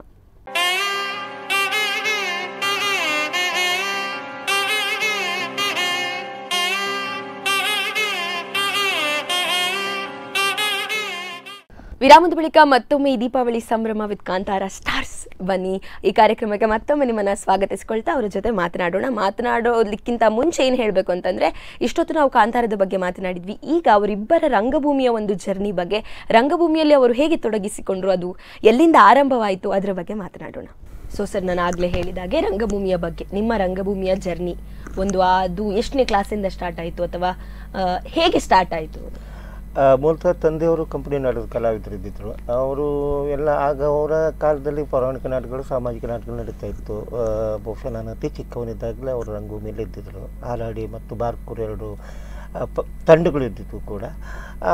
ಆ ದಿನಗಳಲ್ಲಿ ಶಾಲಾ ದಿನಗಳಲ್ಲಿ ನಾನು 4-5ನೇ ತರಗತಿಯಲ್ಲಿದ್ದಾಗ ನಾಟಕದಲ್ಲಿ ಪಾತ್ರ ಮಾಡಲಿಕ್ಕೆ ಶುರು ಮಾಡಿದೆ. ಪೌರಾಣಿಕ ನಾಟಕಗಳು ಜಾಸ್ತಿ ಇದ್ದಿತ್ತು. ನಂತರ ನಾನು 10ನೇ ತರಗತಿ ಆದಮೇಲೆ ತಂದೆಯವರು ಮಾಡುವಂಥ ಸಾಮಾಜಿಕ ನಾಟಕಗಳಲ್ಲಿ ಆದರೆ ನನ್ನ ತಂದೆ 3 ಜನ ಮಕ್ಕಳು ಕೂಡ ಒಟ್ಟಿಗೆ ಸೇರಿ ಪಾತ್ರ ಮಾಡ್ತಿತ್ತು ಅಲ್ಲಿ ಹತ್ತಿರದ ಹೈಕಾಡಿ ಶಾಲೆಯಲ್ಲಿ. ಅದ್ರ ನಂತರ ತಂದೆಯವರು ಮುದುತನಕ್ಕೆ ಬಂದು ಮನೆಯಲ್ಲಿ ಉಳಿದ್ರು. ದೊಡ್ಡಣ್ಣ ಕೂಡ ಅವ್ರ ಕೆಲಸಕ್ಕೆ ಅಂತ ಹೊರಗಡೆ ಹೋದ. ನಮ್ಮ 2ನೇ ಅಣ್ಣ ಅವರು ಕೂಡ ಉಪಾಧ್ಯಾಯರಾಗಿದ್ದರು. ಅವರ ನಿರ್ದೇಶನದಲ್ಲಿ ತುಂಬ ಒಳ್ಳೆಯ ನಾಟಕಗಳನ್ನು ಆ ದಿನಗಳಲ್ಲೇ ಪ್ರದರ್ಶನ ಮಾಡ್ತಾ ಬಂತು. ನಂತರ ನಾನು ಏನೋ ಸ್ವಲ್ಪ ತಬಲ ನಿಮ್ಮ ಹತ್ರ ಹೇಳಿದಾಗೆ ಅಂದರೆ ಶಾಸ್ತ್ರೀಯವಾಗಲ್ಲ ಹೀಗೆ ನುಡಿಸ್ತಾ ಇದ್ದೆ. ಆಗ ನನಗೆ ನಮ್ಮ ಊರವರಾದ ಕೃಷ್ಣ ಕಾಮತ್ ಅವರು ಆರ್ಗನ್ ಮಾಸ್ಟರ್ ಆಗಿದ್ದರು. ಅವರು ಕೂಡ ನಟ ಆಗಿದ್ದರು. ನಂತರ ಅವ್ರ ಜೊತೆ ಸೇರಿ ನಾವು ಒಂದು 29 ವರ್ಷ ತಾಲೂಕಿನ ಹೊರಗಡೆ ಎಲ್ಲ ಶಾಲೆ ಕಾಲೇಜುಗಳ ಏನು ಪ್ರೋಗ್ರಾಮ್ಗಳಿತ್ತು ಅದಕ್ಕೆಲ್ಲ ನಾವೇ ನುಡಿಸ್ತಾ ಇದ್ವಿ. ಸಂಗೀತ ನಮ್ಮದೇ ಇದ್ದಿತ್ತು ಕೂಡ. ಮತ್ತು ಹರಿಕತೆ ಇಂಥದ್ದಕ್ಕೂ ಕೂಡ ನಾವೇ ಹೋಗ್ತಿತ್ತು. ನಂತರ ಏನಾಯ್ತು ಕೇಳಿದ್ರೆ ರಘು ಪಾಂಡೇಶ್ವರ್ ಅವರ ಪರಿಚಯ ಆಗಿ ಅವರು ನಮ್ಮ ನಾಟಕ ಬರೋದಿಲ್ಲ ಕೇಳಿದ್ರೆ ಅವ್ರ ಜೊತೆಯಲ್ಲಿ ಕನಿಷ್ಠ ಒಂದು 5 ನಾಟಕ ಇದ್ದಿತ್ತು. 450 ನಾಟಕದಲ್ಲಿ ಪಾತ್ರ ಮಾಡಿದ್ದೆ ನಾನು. ನಂತರ ರಘು ಅವ್ರ ದೆಸೆಯಿಂದಲೇ ನಾನು ಈ ಸಿನಿಮಾ ರಂಗಕ್ಕೆ ಬರಬೇಕಾಯ್ತು. ಅದ್ರ ನಂತರ ಒಂದೊಂದೇ ಎಲ್ಲ ಅಲ್ಲಿ ಇಲ್ಲಿ ಮುಖ ಬರ್ತಿತ್ತು. ಆದರೂ ಕೂಡ ಒಂದು 10-15 ಸಿನಿಮಾಗಳು ಆದವು ಕೂಡ. ಈಗ ಅಂದರೆ ಆ ನಾಟಕದ ಇದಕ್ಕೆಲ್ಲ ಹೋಗ್ತಾ ಇಲ್ಲ. ಇಂಥದ್ದಿದ್ರೆ ಮಾತ್ರ ಬರೋದು ಮಾಡೋದಷ್ಟೇ. ಸೊ ನನಗೆ ಅಂದರೆ ನನ್ನ ತಂದೆ ಆಗಿದ್ದು ನನ್ನ ದೊಡ್ಡಣ್ಣನ ಆಶೀರ್ವಾದ, ನನ್ನ 2ನೇ ಅಣ್ಣನ ನಿರ್ದೇಶಕತನದಲ್ಲಿ ಮತ್ತು ನನಗೆ ಬೇರೆ ಬೇರೆ ಕಡೆ ಅವನು ಹಾಡಲಿಕ್ಕೆಲ್ಲ ಕರ್ಕೊಂಡು ಹೋಗ್ತಿದ್ದೆ. ಮತ್ತು ಮೂರನೇದಾಗಿ ನನ್ನ ಸ್ನೇಹಿತರಾದ ಕೃಷ್ಣ ಕಾಮತ್ ಅವರೆಲ್ಲರ ಒಂದು ಆಶೀರ್ವಾದ ಸಹಕಾರದಿಂದ ನಾನು ಈ ಹಂತಕ್ಕೆ ಬರ್ಲಿಕ್ಕಾಯ್ತು ಅಂತ ತುಂಬ ಎಷ್ಟೇ ಸಾರಿ ಹೇಳಿದ್ರು ಸಾಕಾಗುತ್ತೆ. ಮತ್ತು ರಿಷಬ್ ಸರ್ ಬಿಡಿ ಹಾಗೂ ಈಗ ನಮಗೊಂದು ಮೇಟಿ ಅಂತ ಹೇಳ್ತಾರಲ್ಲ ಅದೇ ನಮಗೆ ಗಟ್ಟಿ ಆಧಾರ ಕೂಡ ಅನಿಸ್ತಾ ಇದೆ. ಅವರು ಮರೆಯೋದು ಬಹಳ ಕಷ್ಟವೂ ಆಗ್ತಾ ಇದೆ ಹಾಗೆ. ಸೊ ಈಗ ಇಷ್ಟು ವರ್ಷಗಳ ಕಾಲ ಹಲವಾರು ನಾಟಕಗಳಲ್ಲಿ ಮಾಡಿದ್ದೀರಿ. ನಿಮಗೆ ಮನಸ್ಸಿಗೆ ಖುಷಿ ಕೊಟ್ಟಂತಹ ಅಥವಾ ಇನ್ನೊಮ್ಮೆ ಮಾಡಬೇಕು ಅನಿಸುವಂತಹ ಪಾತ್ರ ಯಾವುದು? ನನಗೆ ಸಾಮಾಜಿಕ ನಾಟಕದಲ್ಲಿ ಕೊಂಡು ತನ್ನ ಗಂಡ ಅಂತ ಒಂದು ನಾಟಕ ಇದ್ದಿತ್ತು. ಅದರಲ್ಲಿ ಲಕ್ಷ್ಮಣನ ಪಾತ್ರ ಒಂದೇ ಸಾರಿ ಮಾಡಿದ್ದು. ಆದರೆ ಅದು ಆ ನಾಟಕ ಆಗಿತ್ತು. ಆ ಪಾತ್ರವೇ ಅದೇ ಥರ. ತುಂಬ ಜನ ಹೇಳಿದಾಗೆ ಆ ಪಾತ್ರ ಇನ್ಯಾರು ಮಾಡ್ಲಿಕ್ಕೆ ಆಗೋದಿಲ್ಲ. ನೀವು ಮಾಡಿದ್ರಿ ಮಾಡಿದೆ ಅನ್ನೋದಕ್ಕಿಂತ ನನಗೆ ಅದು ಏನಪ್ಪ ಆ ಪಾತ್ರ ನಾಟಕದ ತಿರುಳು ಅಷ್ಟೊಂದು ನನಗೆ ಖುಷಿ ಕೊಡ್ತಾ ಇದ್ದಿತ್ತು. ಬೇರೆ ಇಲ್ಲ ಅಂತಲ್ಲ, ಅದಂತೂ ಯಾವತ್ತೂ ಈಗಲೂ ನನ್ನ ಮನಸ್ಸಿಗೆ ನೆನಪಿ ಬರ್ತಾ ಇರ್ತದೆ. ಹಾಡುಗಳನ್ನು ನಾನು ಹಾಕ್ಕೊಳ್ತಿದ್ದೆ. ಆದರೆ ಎಲ್ಲ ಅಳುವ ಸನ್ನಿವೇಶಗಳಿದ್ದಾಗ ಹಾಡ್ಲಿಕ್ಕಾಗದೆ ಹಾಡೆಲ್ಲ ಮಾಯ ಆಗ್ತಿತ್ತು.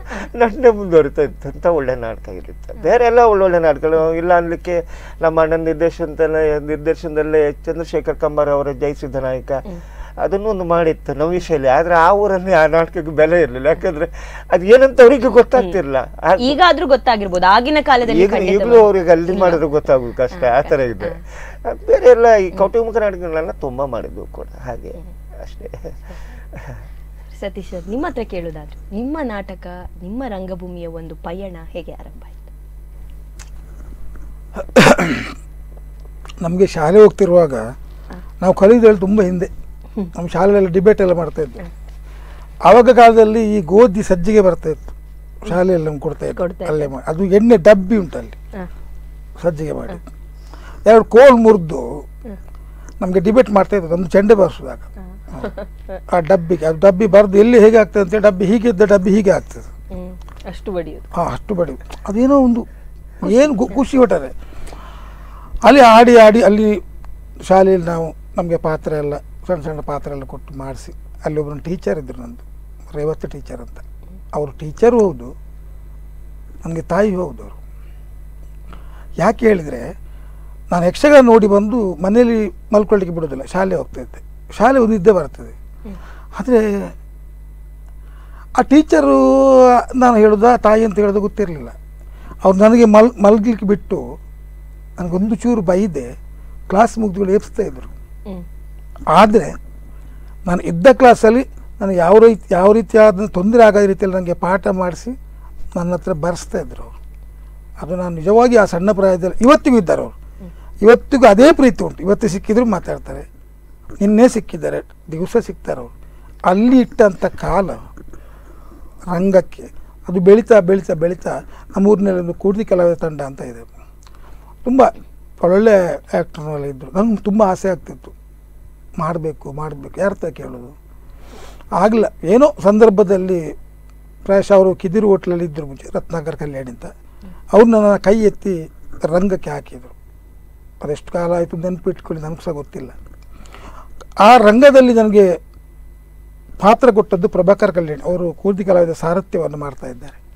ಎಲ್ಲ ಪಾತ್ರವನ್ನು ಪ್ರಾಯಶಃ ನಾನು ಅದು ಮರೀಲಿಕ್ಕಿಲ್ಲ.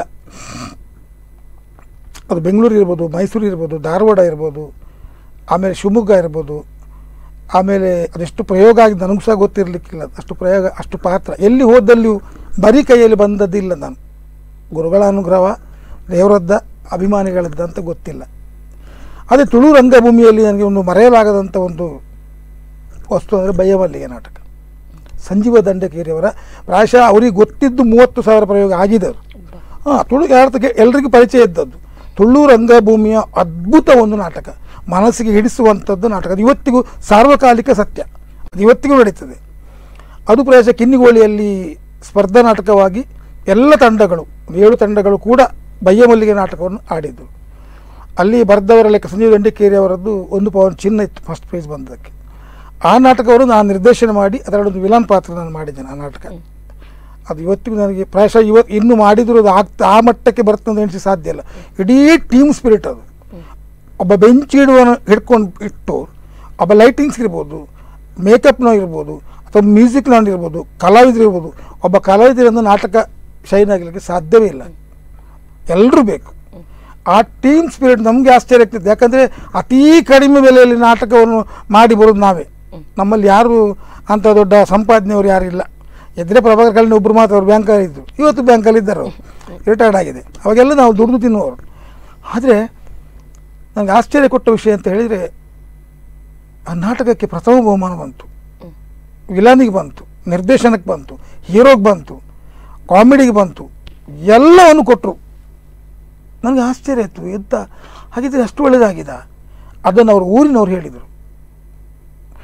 ದಿವಸದಿಂದ ದಿವಸಕ್ಕೆ ಇವತ್ತು 1,000 ಜನ, ನಾಳೆ 1,500 ಜನ. ನಾಟಕದೇ ನಾಟಕ ಬಯ್ಯಮಲ್ಲಿಗೆ. ನಮ್ಮ ನಾಟಕ 2,500 ಜನ ಆಗಿತ್ತು. ಅದು ನನಗೆ ಗೊತ್ತಾಯಿತು ಹೇಳಿದರೆ, ನನಗೊಂದು ಬೆಂಚ್ ಬೇಕಿತ್ತು ಸಟ್ಟಿಂಗ್ಗೆ. ಒಂದು ಗೂಡಂಗಡಿಗೆ ಹೋಗಿ ಬೆಂಚ್ ಕೊಡ್ತೀರ ಒಂಚೂರು. ಅವ್ರು ತುಳುನಲ್ಲಿ ಕೇಳಿದರು, ಬಲ್ತು ಪೆರುಡದ ನಾಟಕದ ತೂಡು ಮಾರ್ರೆ, ಕ್ವಾಡದ ನಾಟಕ ಎಂಚಿನ ಟಾಪಿಯೇ, ವಿಲನ್ ಸೂಪರ್. ನಾನು ಡಮ್ಮ, ನಾನೇ ವಿಲನ್ ಡಮ್ಮ. ನನಗೆ ಸೀರೆ ಹೊಡ್ಕೊಂಡೆ, ನಾನು ಇದು ಆಗಲಿಕ್ಕಿಲ್ಲ, ಮೇಲ್ಬೀಳು ಪಂಚಾಯತ್ಗೆ ಅಲ್ಲ ಅಂತ ಇಟ್ಕೊಂಡೆ. ಆದರೂ ನನಗೆ ಒಂಚೂರು ನೀವು ಯಾರು ಕೇಳಿದ್ರು, ನಾನು ಕಡೆಗೆ ಅಲ್ಲಿಗೆ ಸುಳ್ಳು ಹೇಳಿದೆ, ನಾನು ಸಟ್ಟಿಂಗ್ ನಾವು ಒಂಚೂರು ಬೆಂಚಿ ಕೊಟ್ಟು ಹೇಳಿದೆ. ಬೆಂಚಿ ತಗೊಂಡೋಗಿಟ್ಟೆ. ಡ್ರಾಮಾ ಆಯಿತು. ಡ್ರಾಮಾ ಆಗಿ ಅದೇ ಬೆಂಚನ್ನು ಅವರಿಗೆ ಅಂಗಡಿ ಕೊಡುವಾಗ ಅವರು ಅಪ್ಪಿ ಅಲ್ಲೇ ಹೇಳಿದರು, ಇನ್ನೂ 3 ನಾಟಕ ಇದೆ. ಎಂಚಿನ ಸತೀಶರ ಸೂಪರ್. ಆ ನಾಟಕಕ್ಕೆ ದಾದ ಬೋಡ, ಆ ನಾಟಕ ವಾಕಾಳದ ನಾಟಕ ಆಯ್ಕೆ ಬಿಡುತ್ತೆ, ಡ್ರೆಸ್ ಆಯ್ಕೆ ಬಿಡುತ್ತದೆ, ಇರ್ನ ಒಂದು ಪರಿಕರ ಆಯ್ಕೆ ಬಿಡುತ್ತೀನಿ, ಇರ್ನ ಬೀಡಿ, ಇರ್ನ ಅಭಿನಯ ಬರೋದಿಲ್ಲ 100% ಇದಕ್ಕೆ ಬೆಸ್ಟ್ ವಿಲನ್ ಗ್ಯಾರಂಟಿ ತಿಕ್ಕೊಂಡು. ಒಬ್ಬ ಗೂಡಂಗಡಿ ಹೇಳಿದ್ದು, ಅವನು ಡೈಲಿ ನಾಟಕ ನೋಡ್ತಾನೆ. ನಾನು ಎಣಿಸಿದ ನಾನು ಅದಕ್ಕೆಲ್ಲ ಗಲಿಬಿಲಿ ಆಗಲಿ, ನಮ್ಮದು ಒಂದೇ, ಅದು ಹೀಗಿರಲಿ ಹೀಗಿರಲಿ, ನಾವು ಒಂದೇ ಥರ ಆಗಿರೋದು. ಎಲ್ಲ ನಾಟಕ ಆಯಿತು. ಕೇಳುವಾಗ ನನಗೆ ಆಶ್ಚರ್ಯ ಆಯಿತು. ಓಹೋ, ಹಾಗಿದ್ರೆ ಇದು ನಮ್ಮದಲ್ಲ, ನಮ್ಮ ಕ್ಷೇತ್ರದ ಮಹಿಮೆ. ಪ್ರಾಯಶಃ ನಿಮ್ಗೆ ಗೊತ್ತಿರ್ಬೋದು, ಪೆರುಡೂರು ಮೇಳ ಅಂತ ಕೇಳಿರ್ಬೋದು. ನಮ್ಮ ಪೆರುಡೂರಿನ ಆ ದೇವಸ್ಥಾನದ ಆ ಅನಂತ ಪದ್ಮನಾಭ ಸ್ವಾಮಿಯ ಸಾನ್ನಿಧ್ಯದ ಮಹಿಮೆ ಹಾಗೆ. 1000 ವರ್ಷಗಳ ಇತಿಹಾಸ ಇರುವಂಥ ಕ್ಷೇತ್ರ ಅದು. ನಾವು ಹುಟ್ಟಿ ಬೆಳೆದು ಆಟ ಆಡಿ ಅಲ್ಲಿದ್ದಂಥ ಕ್ಷೇತ್ರ ಅದು. ಅಲ್ಲಿ ಯಾರು ಪಾದಾರ್ಪಣೆ ಇಟ್ಟರು ಆ ರಂಗದಲ್ಲಿ ಗೊತ್ತಿರ್ಬೋದು ನಿಮಗೆ, ಯಾರು ಹಿಂದೆ ನೋಡಿದ್ದಿಲ್ಲ. ಅಲ್ಲಿಗೆ ಬರೋ ತನಕ ಯಾರೂ ಹೆಸರಿಲ್ಲ. ಆ ಪೆರುಡೂರು ಮೇಳದ ರಂಗಸ್ಥಳಕ್ಕೆ ಇಟ್ಟಂಥ ಕಾಲು 1 ವರ್ಷದಲ್ಲಿ ಅದ್ಭುತವಾದಂಥ ಹೆಸರು ಮಾಡಿ ರಾರಾಜಿಸ್ತಾರೆ. ಅಂಥ ಮಣ್ಣಿನಲ್ಲಿ ನಾವು ಹುಟ್ಟಿದೆ ಅಂತ ಹೇಳಲಿಕ್ಕೆ ನಿಜವಾಗಿ ಹೆಮ್ಮೆ, ಮೆಚ್ಚುವಂಥ ವಿಷಯ ಅದು. ಮತ್ತು ಒಳ್ಳೆ ಎಲ್ಲ ಕಲಾವಿದರು, ಒಳ್ಳೆ ಸಹೃದಯ ಕಲಾವಿದರು, ಒಬ್ಬರಿಗೊಬ್ಬರು ಸಹಕಾರ ಮಾಡಿಕೊಂಡು ಆ ಕಾಲದಲ್ಲಿ ಮಾಡಿದಂಥ ಆ ಕಷ್ಟಪಟ್ಟು ಅದು ಇವತ್ತಿಗೂ ನೆನಪು ಹೋಗುವಂಥ ವಿಷಯ ಅಲ್ಲ.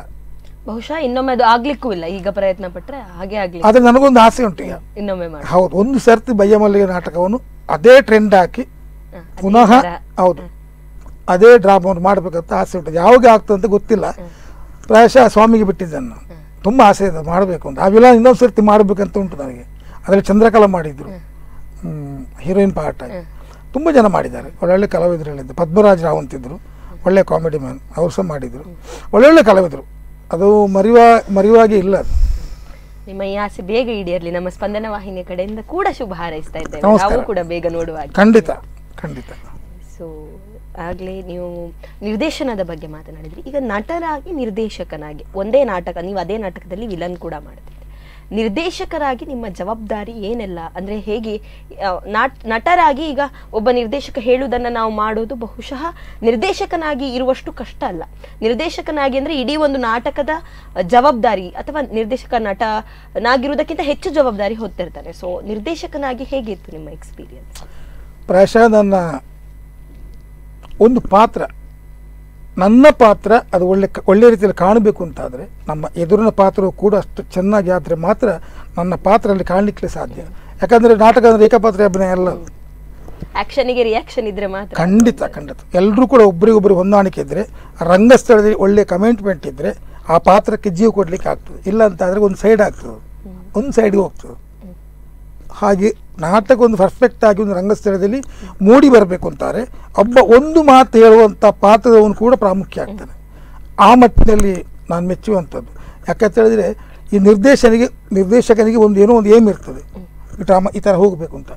ಅದಕ್ಕೆ ಕಲಾವಿದರು ಸ್ಪಂದಿಸದಿದ್ದರೆ ನಮ್ಮ ಕಲ್ಪನೆಗೆ ತಗೊಂಡು ಹೋಗ್ಲಿಕ್ಕೆ ಆಗೋದಿಲ್ಲ. ಆ ಮಟ್ಟಿಗೆ ಮೆಚ್ಚು. ಅದನ್ನೇ ಆಗ ಹೇಳಿದ್ದು ನಾನು, ಒಳ್ಳೆ ಸಹೃದಯ ಕಲಾವಿದರು, ಏನನ್ನು ಹೇಳಿದ್ರು ಚಾಚು ತಪ್ಪದೆ ಮಾಡಿದ್ದಾರೆ. ಒಂದು ಅಕ್ಷರವೂ ಸೇರಿಸಲಿಲ್ಲ, ಒಂದು ಅಕ್ಷರವೂ ಬಿಡಲಿಲ್ಲ. ಎಲ್ಲಿ ಕಾಲಿಡಬೇಕು ಅಲ್ಲೇ ಇಟ್ಟಿದ್ದಾರೆ, ಏನನ್ನು ಕೊಡಬೇಕು ಅದು ಕೊಟ್ಟಿದ್ದಾರೆ, ಸಾಕಾರ ಕೊಟ್ಟಿದ್ದಾರೆ. ಅದು ನಿಜವಾಗಿ ನಾನು ಎಲ್ಲ ಕಲಾವಿದರುಗಳು ನನ್ನನ್ನು ಸೇರಿಸಿ ಹೇಳುವಂಥದ್ದು. ದಯವಿಟ್ಟು ಯಾರೊಟ್ಟಿಗಾದರೂ ನಿರ್ದೇಶಕ ಕರೆದ್ರೆ ಅವರ ಕಲ್ಪನೆಗೆ ಸ್ಪಂದಿಸಿ ಅಂತ ಹೇಳೋದು ನಾನು. ಅವನು ಏನೋ ಒಂದು ಕಲ್ಪನೆ ಇರ್ತದೆ, ನಾನು ಈ ಥರ, ಈಗ ನಾನೇ ಆಗಲಿ, ನನ್ನನ್ನು ಯಾರು ಕರೆದ್ರಪ್ಪ, ನಾನೊಂದು 50 ನಾಟಕ ನಿರ್ದೇಶನ ಮಾಡಿದ್ದೇನೆ, ನಾನು ಅಲ್ಲಿ ಪ್ರಶಸ್ತಿ ತಗೊಂಡಿದ್ದೇನೆ, ನಾನು ಇಲ್ಲಿ ಹಾರಿದ್ದೇನೆ, ನಾನಲ್ಲಿ ಬಿದ್ದಿದ್ದೇನೆ ಅಂತೇಳಿ, ಅದು ನನ್ನ ಮನೆಯಲ್ಲಿ. ನನ್ನನ್ನು ಕರೆದ್ರೆ ಇನ್ನೊಬ್ಬ ನಿರ್ದೇಶಕನ ಕಲ್ಪನೆಗೆ ನಾವು ಸ್ಪಂದಿಸಬೇಕು. ಯಾಕೆ ಹೇಳಿದರೆ ಅವನು ದಿವಸದಿಂದ ದಿವಸಕ್ಕೆ ಬೆಳಿತಾನೆ, ರಂಗಭೂಮಿಯಲ್ಲಿ ಮೇಲೆ ಮಟ್ಟಕ್ಕೆ ಹೋಗ್ತಾನೆ, ಎಲ್ಲ ಸಿಗ್ತದೆ ಅವನಿಗೆ. ಇಲ್ಲ ಅಂತಾರೆ ಅಲ್ಲೇ ಉಳಿತಾನ, ಕಲಿಕೆಗೆ ಓಪನ್ ಆಗಿರ್ಬೇಕು. ಖಂಡಿತ ಖಂಡಿತ ಖಂಡಿತ ಖಂಡಿತ. ನಿಮ್ಮಿಂದಲೂ ಕಲಿಲಿಕ್ಕಿದೆ, ಅದು ಆಯ್ತು ಅಂತ ಇಲ್ಲ, ನಾವು ಕಲಿತಾ ಖಂಡಿತ. ಮತ್ತು ನಿರ್ದೇಶನ ಮಾಡಿ ನಾಟಕ ಮಾಡುವಂಥದ್ದು ನನ್ನ ಪ್ರಕಾರದಂಗೆ ತುಂಬ ಖುಷಿ ಕೊಡೋ ವಿಷಯ. ಇವತ್ತಿಗೆ ಬೇಕಾದ್ರೆ ನಿರ್ದೇಶನ ಮಾಡಿಕೊಂಡು ನಾನು ಪಾತ್ರ ಮಾಡ್ತೇನೆ. ನನಗೆ ಬಹಳ ಚಾಲೆಂಜ್ ಅದು. ಒಂದು ವೇಳೆ ನಿರ್ದೇಶನ ಸಿಗದಿದ್ರು ನನಗೆ ಪಾತ್ರ ಬೇಕು. ಅದು ಎರಡು ಚಾಯ್ಸ್ ಯಾವ್ದು ಮಾಡ್ತಾ ಹೇಳಿದ್ರೆ ನಾನು ಪಾತ್ರ ಮಾಡಬೇಕು. ನನಗೆ ರಂಗಸ್ಥಳ ಬಿಟ್ಟು ಬರಬೇಕು. ಹೌದೌದೌದು, ನನಗೆ ರಂಗಸ್ಥಳಿಗೆ ಬರಲೇಬೇಕು. ಅದು ಹಿಂದೆ ನಿಂತರೆ ಆಗುದೇ ಇಲ್ಲ. ಆ ಕಡೆ ಯಾರಿಗಾರು ಬೈದು ಬಿಡ್ತೇನೆ ನಾನು. ಯಾಕಂದ್ರೆ ನನ್ನ ಎದುರು ನಾಟಕ ಆಗ್ತದೆ, ನಾನು ಹಿಂದೆ ಕೂತ್ಕೊಂಡು ಎಷ್ಟಂತ ಕೂತ್ಕೊಳ್ಳೋದು. ಪಾತ್ರ ಬೇಕೆ, ನಿರ್ದೇಶನ ಕೊಡದಿದ್ರು ಬೇಜಾರಿಲ್ಲ. ಪಾತ್ರ ಮಾಡುವಂಥದ್ದು ಇವತ್ತಿಗೂ ಹುಮ್ಮಸ್ಸು ಉಂಟು. ಇವತ್ತಿಗೂ ಬೇಕಾದ್ರೆ ಬಯ್ಯಮಲ್ಲಿಗೆ ವಿಲನ್ ಮಾಡ್ತೇನೆ ನಾನು, ಅದೇ ಸ್ಪಿರಿಟಲ್ಲಿ ಮಾಡ್ತೇನೆ. ಅದು ದೇವರು ಕೊಟ್ಟದ್ದು, ನಮ್ಮ ಗುರುಗಳು ಕೊಟ್ಟ ಆಶೀರ್ವಾದ, ನಮ್ಮ ಎಲ್ಲ ಅಭಿಮಾನಿಗಳ ಆಶೀರ್ವಾದ. ನನಗೆ ತುಂಬ ಖುಷಿ ಕೊಟ್ಟಂಥ ಪಾತ್ರ, ಮೆಚ್ಚುವಂಥದ್ದು. ಬಹುಶಃ ಕಾಂತಾರದಲ್ಲಿ ಏನು ಹೀರೋಯಿನ್ ತಂದೆಯನ್ನ ನೋಡಿದ್ರೆ ನೀವು ಒಂದು ವಿಲನ್ ಆಗಿ ಮಾಡಿರ್ತೀರಿ ಅಂತ ಯಾರು ಕೂಡ ಊಹಿಸ್ಲಿಕ್ಕಿಲ್ಲ.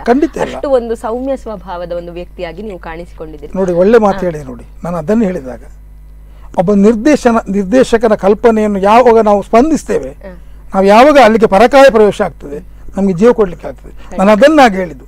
ರಿಷಬ್ ಸರ್ನ್ನು ಹೊಗಳುದಲ್ಲ ಹೇಳಿದ್ದಾನೆ. ಅದಕ್ಕೆ ಒಳ್ಳೆ ಒಬ್ಬ ಹೃದಯವಂತ ಮನುಷ್ಯತ್ವ ಇರುವಂಥ ಮನುಷ್ಯ, ಅಂಥ ಒಬ್ಬ ಅದ್ಭುತ ಕಲಾವಿದ ಗ್ರಾಮೀಣ ಪ್ರದೇಶದಲ್ಲಿ ಬಂದಂಥ ರಂಗಭೂಮಿ ಕಲಾವಿದರನ್ನು ಒಪ್ಪಿಕೊಂಡು ನಮ್ಮ ಪಾತ್ರವನ್ನು ನಂಬಿಕೊಂಡು ಕೊಟ್ಟಿದ್ದಾರಂತಾದರೆ ಗ್ರೇಟ್, ನಿಜವಾಗಿ ಗ್ರೇಟ್. ನಾವು ಅವ್ರಿಗೆ 2 ಕೈ ನಮಸ್ಕಾರ ಮಾಡಿದ್ರು ಕಡಿಮೆ.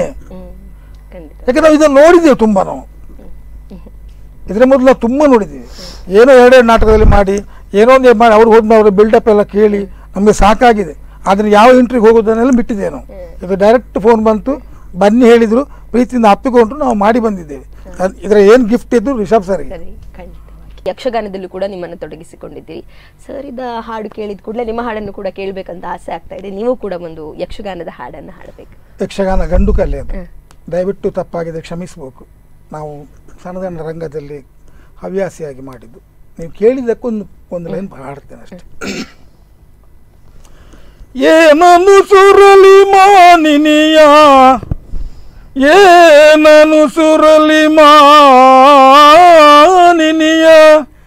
ಚಲು ಆನನದ ಪರಿಗೆ. ಏನನು ಸುರಲಿ ಮಾನಿನಿಯ, ಚಲು ಆನನದ ಪರಿಗೆ.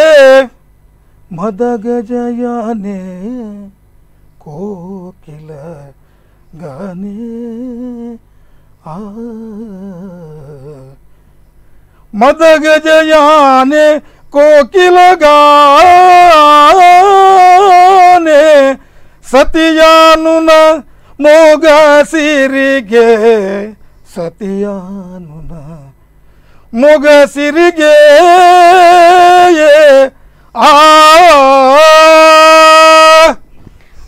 ಅದ್ಭುತ ಸರ್, ಅದ್ಭುತ. ಕೇಳಲಿಕ್ಕೆ ಬಹುಶಃ ಯಕ್ಷಗಾನದ ಎಲ್ಲ ಪಾತ್ರಗಳು ಕಣ್ಣು ಮುಂದೆ ಬಂದ್ರು ನಿಮ್ಮ ಹಾಡನ್ನು ಕೇಳುವಾಗ. ಸರ್, ನಿಮ್ಮ ಹಾಡು.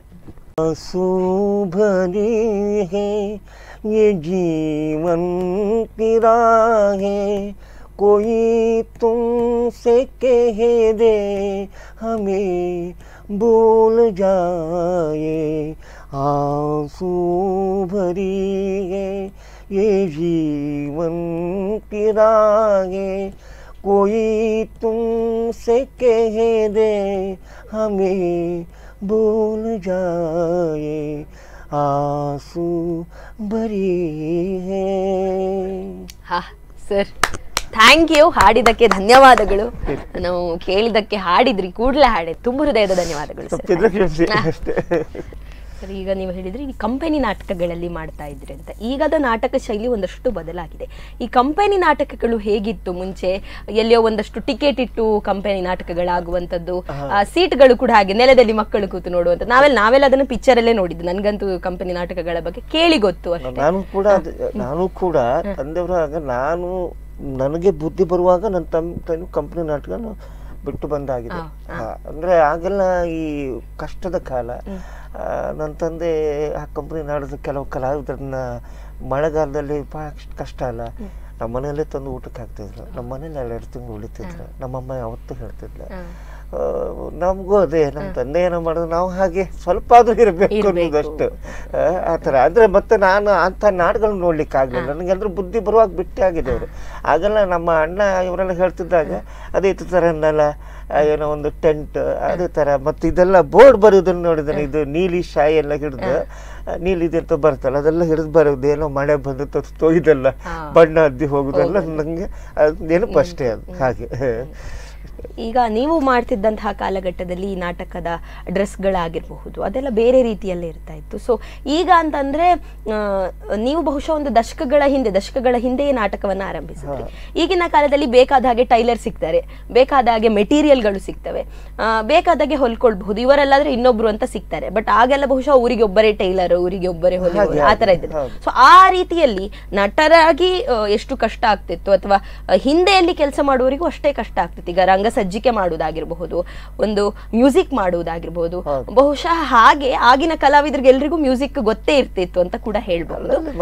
ಒಬ್ಬರು ಹಾರ್ಮೋನಿಯಂ ನುಡಿಸುವವರು, ಹೀಗೆ ತಬಲಾ, ಇವರು ಹೇಳಿದಾಗೆ ಊರಲ್ಲಿ ಅವರು ಕಲ್ಯಾಣಿ ಸರ್ ಅವರು.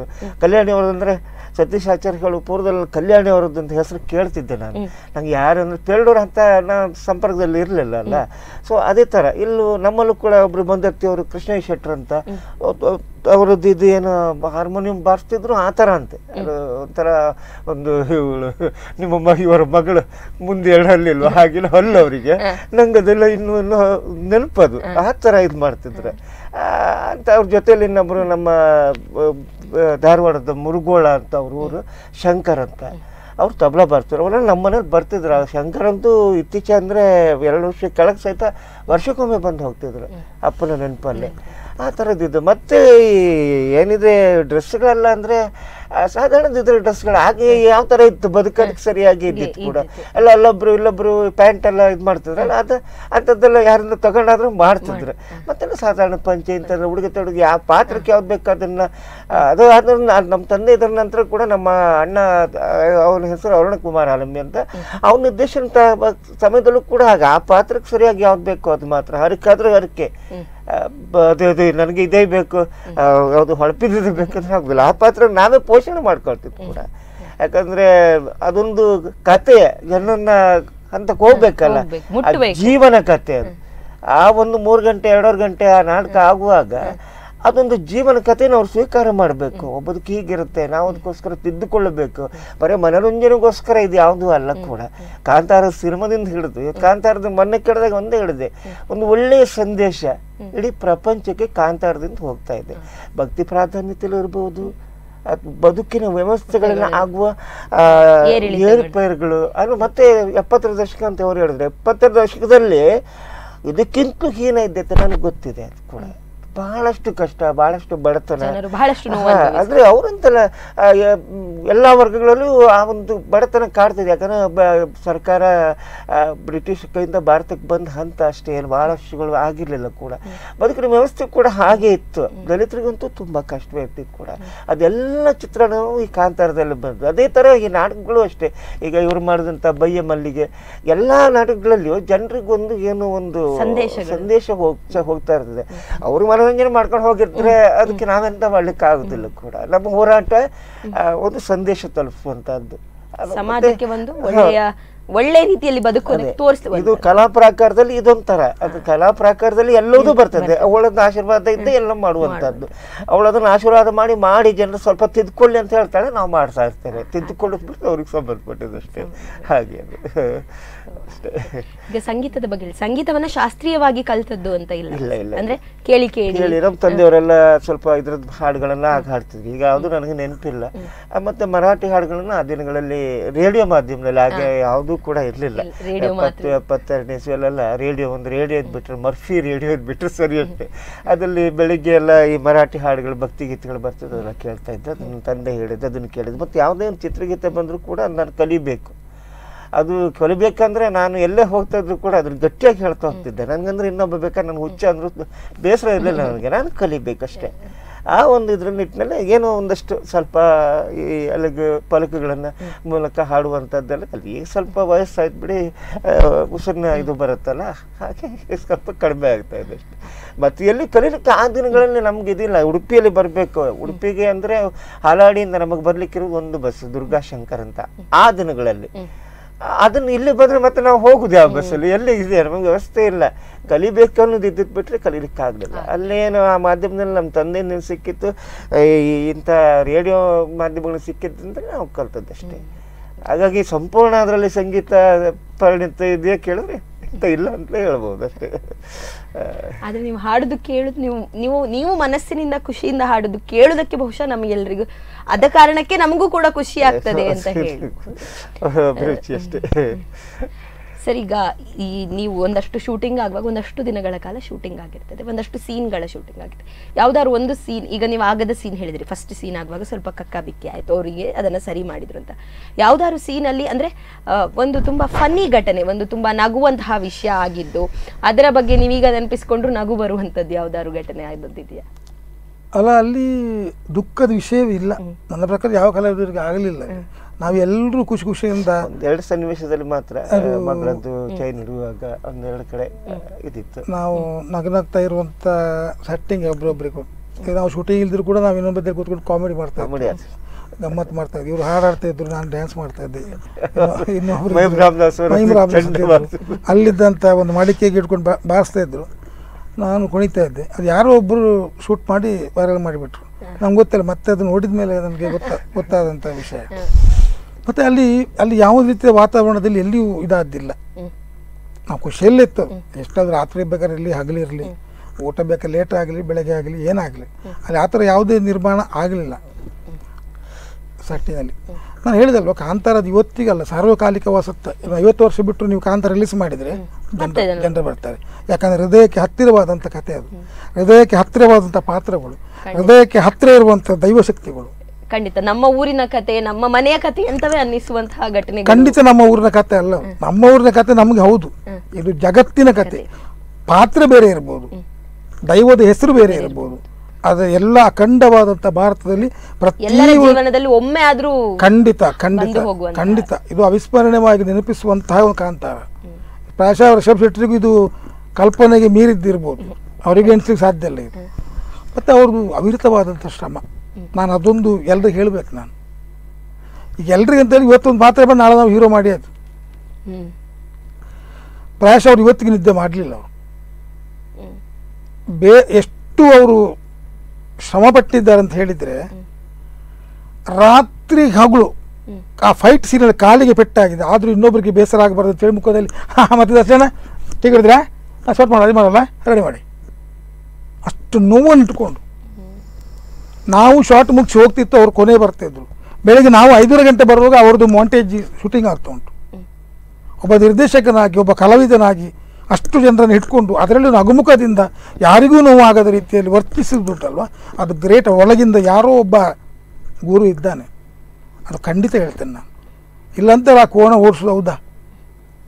ಅಷ್ಟು ಸುಲಭದ ವಿಷಯ ಅದು. ಕಲಿತು ಓಡಿಸಿದ್ದಾರೆ ಅಂತ ಹೇಳಿದರೆ ಅವರ ಒಳಗೆ ಯಾರೋ ಒಬ್ಬ ಅದ್ಭುತವಾದಂಥ ಗುರು ಒಂದಿಬ್ಬ ಇದ್ದಾನೆ ಖಂಡಿತ. ತಂದೆ ತಾಯಿ ಇರ್ಬೋದು, ಇಲ್ಲ 3 ತಲೆಮಾರಿನ ಪುಣ್ಯಶೇಷ ತಂದೆ ತಾಯಿ ದಾರಿ ಇರ್ದಿರ್ಬೋದು, ಏನಾದರೂ ಒಂದು ಖಂಡಿತ ಉಂಟು.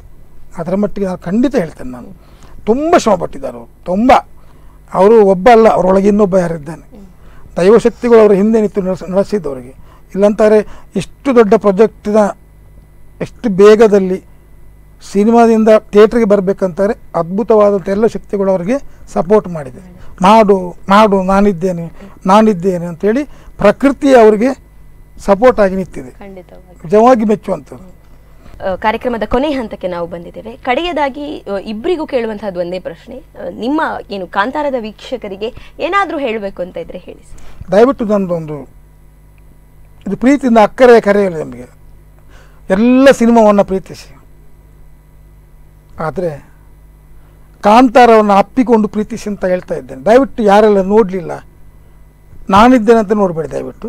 ಬಟ್ ಕಾಂತಾರವನ್ನು ನಿಮ್ಮ ಜೀವನದಲ್ಲಿ ಮರೆಯಲಿಕ್ಕೆ ಸಾಧ್ಯ ಇಲ್ಲದಂಥ ಒಂದು ಕನಸನ್ನು, ಒಂದು ವಸ್ತುನಿಷ್ಠವನ್ನು, ನಮ್ಮ ಸಾತ್ವಿಕವಾದಂಥ ಈ ಪರಶುರಾಮ ಸೃಷ್ಟಿಯ ಈ ಕರಾವಳಿಯ ಪಂಚವರ್ಣದ ಈ ಮಣ್ಣಿನ ವಾಸನೆಯ ಸುವಾಸನೆಯನ್ನು ರಿಷಬ್ ಸರ್ ಅವರು ಅದ್ಭುತವಾಗಿ ಕಟ್ಟಿಕೊಟ್ಟಿದ್ದಾರೆ.